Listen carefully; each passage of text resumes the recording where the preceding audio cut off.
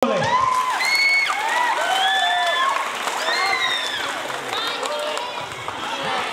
you. Maraming salamat, Philip. Palakpakan natin si Kagawad Philip Costas at ang iba pang mga kagawad na nandito. Kagawad Roland Bitonio, Kagawad Edwin Budayaw, Kagawad Emmy Garcia, at ang ating SK Chairman at Federation President rin.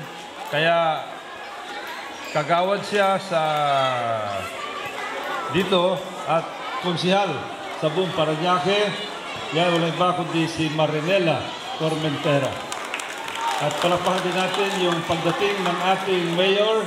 Andiyan na siya, Mayor June Bernabe.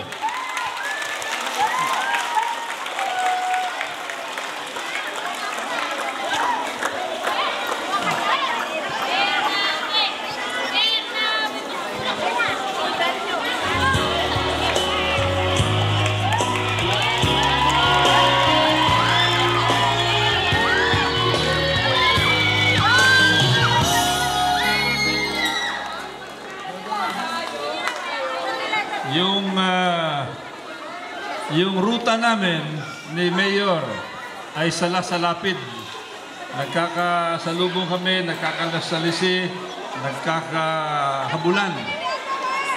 At alam yan ng ating chairman, campaign chairman para sa District 2, Ricky Bedayo. Palakpakan natin si Ricky Bedayo na nilista niya yung pangalan ng mga biktima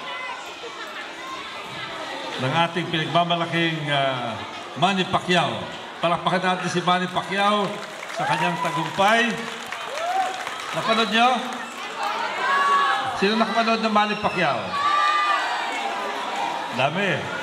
Anong suot ni Jinky? Anong kulay? Ha?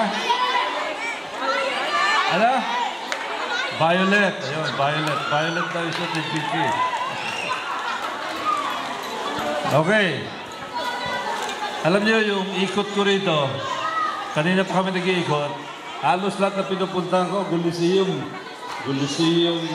doon sa Balieg, Gulisium sa Sampaloc, Gulisium sa Sampaguita Hills, at ngayon, Gulisium na naman. Kaya ako'y tuwan-tuwa sapagkat nakikita ko ngayon rito, siguro nung una, pag ganitong oras na, baka wala nang meeting dito. Di ba? Uwian na, medyo madilim na, kulang na sa ilaw. Pero ngayon, kahit anong oras, kahit anong panahon, umulan, umaraw, pwede na kayo mag-meeting dito sa Kamatsili at sa marami pang mga lugar. Para sa inyo mga taga-San Valley, marami kayong pagpipilian. Pwede kayo sa Santa Ana, pwede kayo sa Riverside, pwede kayo sa Cul-de-Sac, pwede din sa Parkview, pwede din sa Countryside, pwede sa San Valley Elementary School. Maraming lugar. Mamili lang kayo. Kaya ako ituwan-tuwa sapagkat ito ang pinaka dahilan ng ganitong klaseng struktura para maging madali ang inyong pag-uugnayan. Mag-uugnayan kung may meeting kayo, may pabingo kayo, may kasalan. Kanina na lang, sinabi ni Kagawad Roland Bitonio, may nagdibu sa Lower Santa Ana noong isang araw. Kung wala yan, hindi pwede. Pupunta pa sa ibang lugar. Pwedeng sports, pwedeng spiritual. Hindi ho ba? Maraming bagay ang pwedeng gawin. Yan ang dahilan kung bakit sinimulan ni Congressman Goles ang Gulisium. Yung material na ginagamit sa bubong, nakikita nyo, ibang klase. Ang tawag dyan, polycarbonate. Medyo mahal. High-tech. Yan ang ginagamit sa Disneyland. Yan ang ginagamit sa Ayala Town Center. Isipin niyo yan, mga primera klase ng mga lugar, ang ginagamit na bubong nila, pareho sa bubong na ginagamit nyo dito sa Kamatsili at sa maraming ibang lugar. Alam nyo, nung itong pinagawa ko, nung sinabi ko sa Public Works, ang gusto kong gamitin materyales ay polycarbonate. Sabi ng Public Works, Congressman, medyo mahal ang polycarbonate, baka mahirapan tayo sa budget. Ang sagot ko sa kanila, okay lang yan. Ayokong tipirin yung mga kababayan ko dito sa Parañaque. Gusto ko first class ang kanilang ginagamit. At ito nga, yung ating proyekto na ito. At gusto ko rin sabihin, nasa mga proyektong ito, kami ni Mayor Bernabe ay nagtutulungan. Iba na talaga pag mayroong kooperasyon ang Mayor ng Parañaque, Jun Bernabe, at akong Congressman ng 2nd District ng Parañaque, Roy Logoles. Marami pong nagagawa.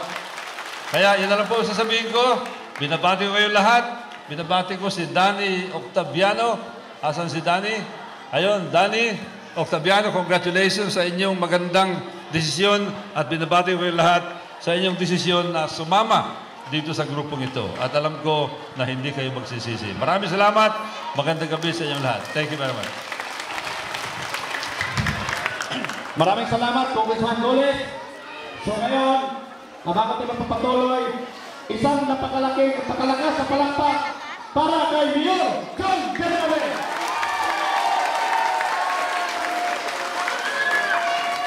Si Mayor Jun Bernabe, sabi niya, patubigan ko ang Santa Ana